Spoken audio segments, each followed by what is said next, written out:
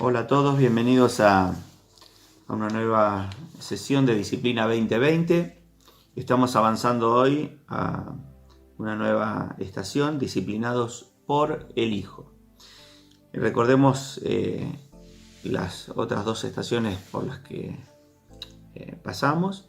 La primera en Proverbios capítulo 3, disciplinados como hijos. En Hebreos 12, disciplinados con el Hijo, y ahora disciplinados por el Hijo, Apocalipsis 3, 14 al 22, el mensaje a la Odisea. Es interesante la progresión, cómo la palabra va adquiriendo mayor volumen, mayor densidad, mayor potencia sobre nosotros, su iglesia, porque veamos cómo funciona esta progresión. La palabra de Proverbios la recibe Israel.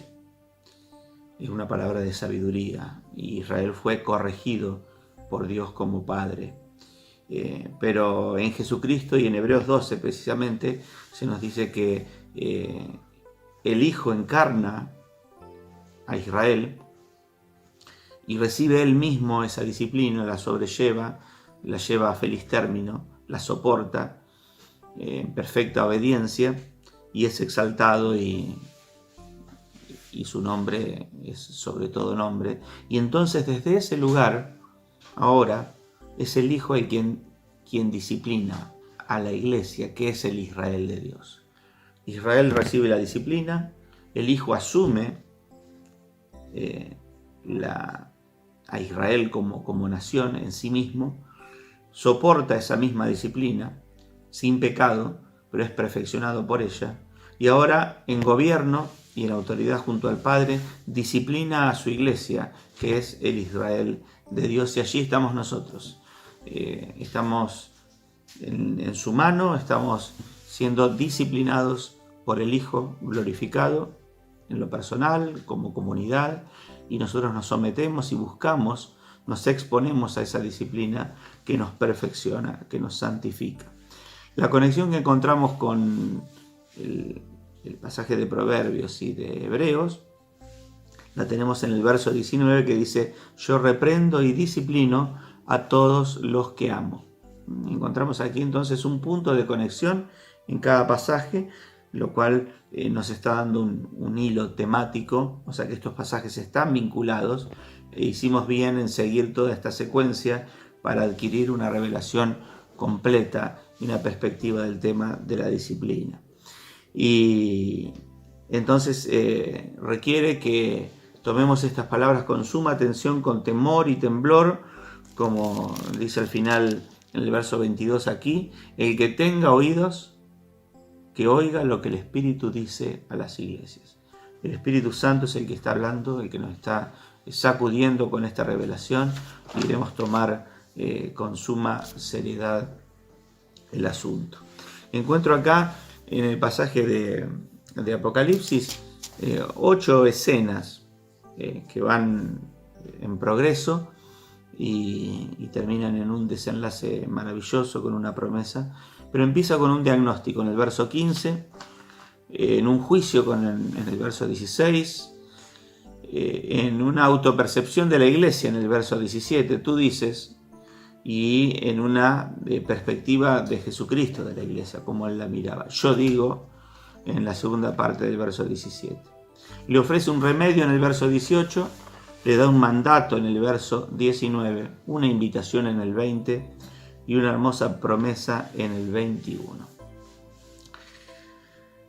Vamos a empezar con el diagnóstico entonces. Conozco tus obras, sé que no eres ni frío ni caliente, ojalá fueras lo uno o lo otro. El fenómeno de la tibieza espiritual. Muy particular, muy interesante. Y esa tibieza se exterioriza no solo con palabras, sino con obras, con perfiles, con actitudes, con posturas, que Jesucristo las pone de relieve aquí, porque al parecer la iglesia de la Odisea había entrado en un estado de cierto sopor, de cierto adormecimiento que no le permitía hacer una correcta apreciación de su situación.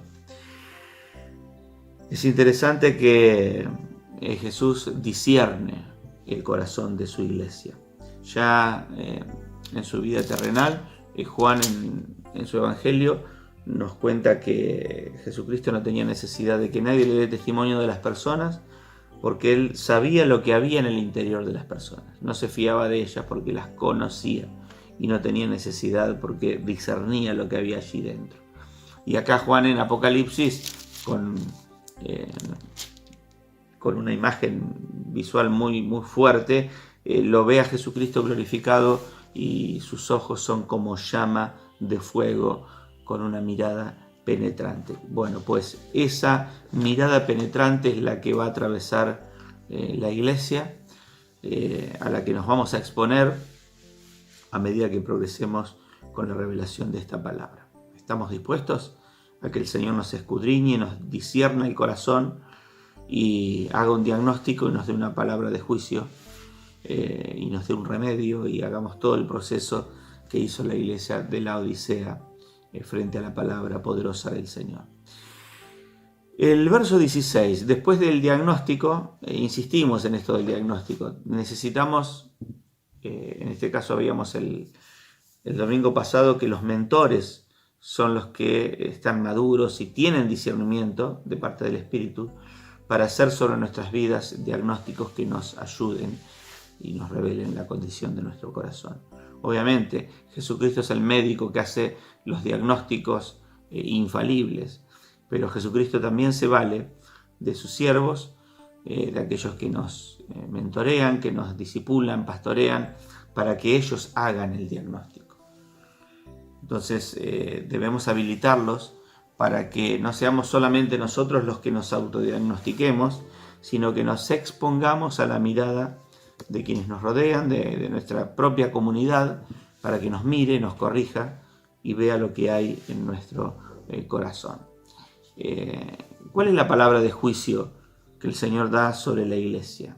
El veredicto, hace el diagnóstico y después juzga. Por tanto, como no eres ni frío ni caliente, sino tibio, estoy por vomitarte de mi boca. Es una imagen muy fuerte. Te vomitaré de mi boca si no te arrepientes. Nunca escuché una publicidad que dijera bébase o cómase tibio, o frío o caliente, porque no es propio, no es al buen gusto agradable comer o beber bebidas tibias. Lo mismo ocurre en la vida espiritual. Esa tibieza es una carencia de un afecto apasionado. Es aquel que se sabe satisfecho, autosuficiente y desestima la comunión íntima con Jesucristo. No muestra pasión, no muestra signos vitales. Está en un adormecimiento, en un promedio muy pobre, languideciendo en su vida espiritual, y no tiene la capacidad para salir de él. Es muy fácil entrar paulatinamente a ese estado, pero es muy difícil salir. Se necesita un shock de palabra profética y reveladora para que nos despierte y nos saque de esos estados. Se transforma en una fortaleza espiritual, de la cual es muy difícil zafar. Es como el caso que mencionaba Jesús a Simón el fariseo, con aquella mujer que estaba a sus pies, arrepentida, llorando, y le dice a Jesús: a quien poco se le perdona, poco ama. Aquel que considera que no se le ha perdonado demasiado no puede mostrar verdadera pasión y gratitud. Es un estado muy lamentable y vemos a muchas personas viviendo y transcurriendo en esa meseta espiritual de baja intensidad su vida cristiana. Y Jesucristo da un juicio poderoso con su palabra para romper esa fortaleza. Esta postura de tibieza reúne todas las condiciones que vimos en Proverbios, que nos colocan en el ojo y en el foco de la disciplina de Dios. Somos pasibles de disciplina, pasibles de un sacudón, de una piña espiritual para que nos despierte cuando entramos en esos estados. Ahora, ¿qué mirada tenía la iglesia de sí misma? ¿Cómo se veía? ¿Qué diagnóstico hacía de sí misma? Y acá Jesucristo lo consigna en el tú dices, de la primera parte del verso 17. Tú dices: yo soy rico, me he enriquecido y no me hace falta nada. Tremenda soberbia la de esta gente. No me hace falta nada, ni siquiera necesito la comunión con Cristo. Hay muchas formas de decir esto. Si esta iglesia llegó al punto de decirlo abiertamente, porque estaba en un estado terminal. Pero hay muchas formas de esconder ese decir y decirlo con las acciones. Decirlo con las asignaciones de tiempo que hacemos en nuestra agenda. Siempre estamos diciendo. Por eso Jesucristo apunta a las obras. Yo conozco tus obras. Mostramos la hilacha con lo que hacemos. Y si tenemos delante una persona con discernimiento espiritual, diagnostica, ve ese cuadro inmediatamente. Es el síndrome del autodiagnóstico. Yo pienso que estoy bien, me va bárbaro, no soy un super cristiano, pero tampoco estoy allá abajo, estoy caminando en la ancha avenida del medio. Bueno, pues Jesucristo juzga esa situación como tibieza espiritual y amenaza con vomitar de la boca a quien insista en transitarla. Es notable que la Odisea era una ciudad próspera.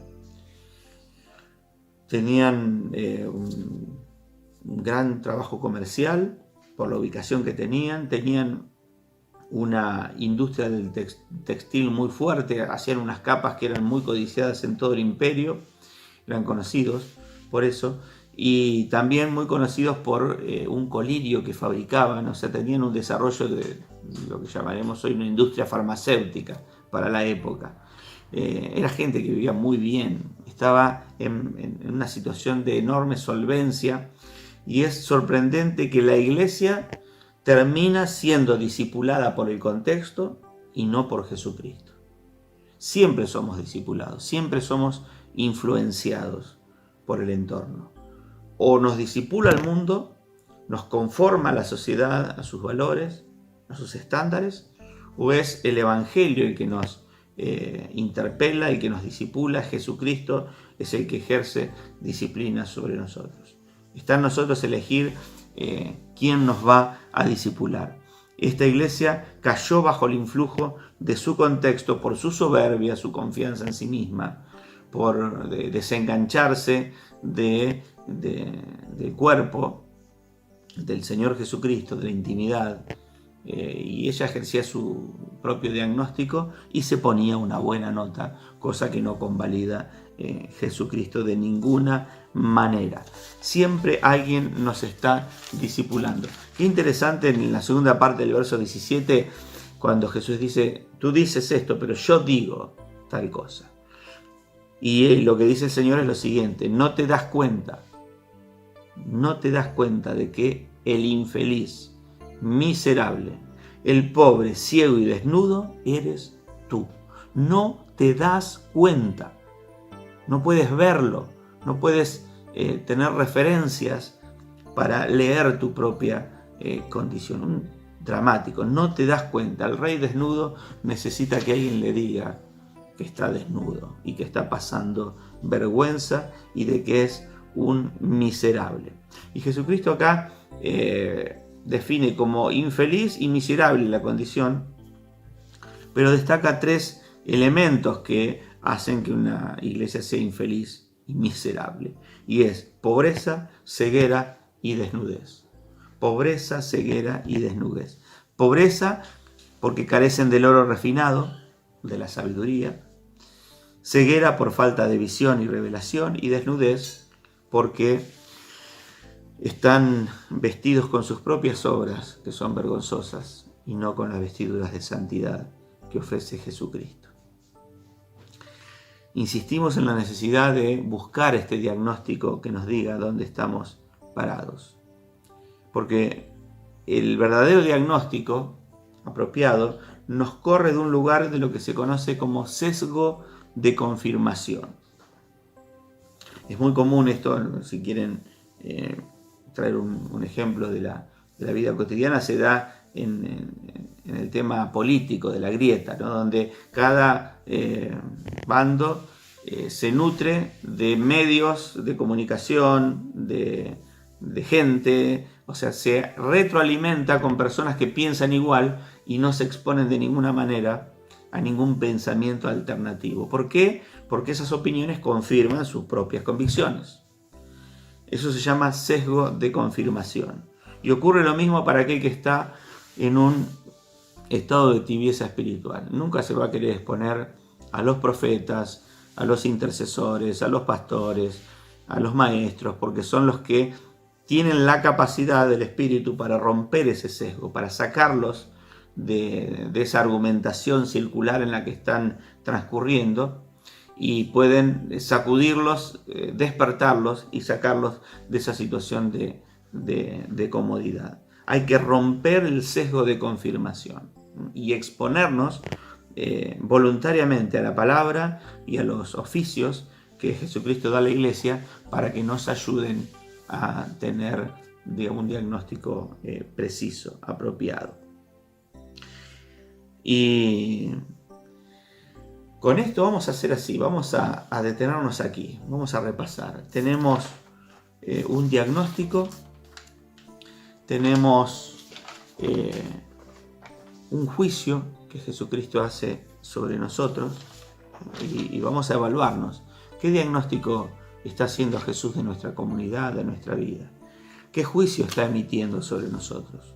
¿De qué manera la palabra nos juzga? Y siempre es mejor que nos juzgue la palabra y no caer en la zona de disciplina, de castigo, de dolor. Entonces, por eso la disciplina es una expresión de gracia, porque nos redime de nuestra condición de infelicidad y de miseria que menciona aquí Jesucristo. Así que un verdadero diagnóstico, un juicio de la palabra. Poner sobre la mesa lo que nosotros decimos. A ver, ¿qué idea tengo yo? ¿Qué perspectiva tenemos de nosotros, de nuestra condición? ¿Cómo estoy? ¿Cómo nos vemos personalmente? Y después atrevernos a escuchar el yo te digo. Tú dices esto, esta es tu perspectiva, pero yo estoy viendo otra cosa. Yo estoy viendo pobreza, estoy viendo ceguera, estoy viendo desnudez en ti, estoy viendo que estás metido en un sesgo de confirmación, que no te atreves a que alguien entre en ese círculo para desarticularlo, no querés exponerte, estás encerrado en ti mismo, y es muy probable que a algunos de nosotros nos esté pasando esto, o que a nuestra comunidad misma nos esté pasando esto. Nos exponemos a la palabra para que ella nos examine. ¿Cómo estamos frente al Señor que juzga a la iglesia, que se pasea, como dice en Apocalipsis, en medio de los candeleros que juzga a la iglesia con la espada aguda de su boca y advierte que si no hay arrepentimiento, quitará el candelero de su lugar. Es una palabra muy seria, una palabra de disciplina, una palabra de autoridad del resucitado que está soltando sobre su iglesia. Vamos a quedarnos aquí para pensar en la semana. En los devocionales vamos a volver a estos puntos, vamos a exponernos más en oración, tendremos tiempo para examinarnos y mirar hacia adentro, dejar que el Espíritu nos convenza, nos ablande, nos quebrante, nos abra los ojos. Y nos preparamos entonces para que en la próxima semana podamos saber cuál es el remedio que Jesucristo nos ofrece, cuál es la invitación que nos hace y cuál es la promesa que nos da y cuál es el mandato que nos da, el mandato de arrepentimiento. Nos vamos preparando para todas esas escenas que adelantamos al principio. Será entonces una semana de examen, una semana de oración, de búsqueda, de humillación, de quebrantamiento, de exponernos a la palabra, de llamar a aquellos que nos están discipulando para orar juntos, para pedir consejo, para pedir que alguien mire nuestra vida desde afuera y nos ayude a advertir si estamos metidos en un sesgo de confirmación, si estamos caminando por esa ancha avenida de la tibieza espiritual. El Señor manifiesta su gracia exhortándonos, dándonos su palabra que nos abre los ojos. Estamos agradecidos por eso. Estamos con un corazón temeroso, humilde y hambriento por saber lo que Él está mirando dentro nuestro. Vamos a orar. Bendito Padre, gracias porque tu palabra va cobrando tanta fuerza. Gracias porque tu palabra es la que realmente penetra nuestros corazones, pone en evidencia nuestras intenciones, nos saca de estos sesgos de confirmación, nos sacude, nos abre los ojos. Necesitamos esta palabra. Necesitamos que el Señor Jesucristo, el Señor de la Iglesia, nos hable de esta manera. Y nosotros recibimos con temor y temblor esta palabra. Nuestros oídos están abiertos a lo que el Espíritu está diciendo a la Iglesia. Háblanos por medio del Espíritu Santo. Te pido que nos hables a través de tus oficios proféticos, de los maestros, de los pastores. Te ruego que tu palabra sea la que abunde en nuestra vida esta semana y reveles lo que hay en nuestro corazón. Ten misericordia de nosotros. Gracias porque tu disciplina confirma tu amor por nosotros. Es una expresión de tu gracia y la reconocemos y te damos gracias. Y nos exponemos a ella humildemente porque la estamos necesitando. Gracias, Señor, por nuestra comunidad. Somos el Israel de Dios que recibe esta palabra de disciplina y que tiene que encarnar esta santidad, esta riqueza de sabiduría, esta visión renovada, abrir nuestros ojos en revelación para entender los tiempos, para entender lo que está ocurriendo a nuestro alrededor y que sea Jesucristo el que nos discipline y no sea el entorno el que nos modifique, el que nos presione, el que nos conforme a los estándares de este mundo. Levántanos como una iglesia profética, como una iglesia que encarna el Evangelio, lo proclama con poder, con autoridad, con valor. Y este Evangelio que nuestra sociedad necesita con desesperación. Pero ayúdanos primero a encarnarlo nosotros, a vivirlo, a que nos modifique, para ser cartas leídas por todos. Gracias por tu palabra, gracias por todo lo que nos has enseñado hasta aquí, por lo que irás trabajando en nosotros esta semana y porque también nos terminarás de preparar el corazón para recibir un cierre de esta palabra poderosa el domingo siguiente. Te bendecimos, te damos gracias, te alabamos porque tu palabra es buena y tú eres bueno y Él es un Dios de gracia al ofrecérnosla. En el nombre de Jesús. Amén. Bendigo entonces a toda nuestra comunidad y los aliento a que sigamos en esta búsqueda. Que tengan una semana bendecida, una semana de victoria, una semana de examen ante la palabra y que el Espíritu nos siga hablando. Amén.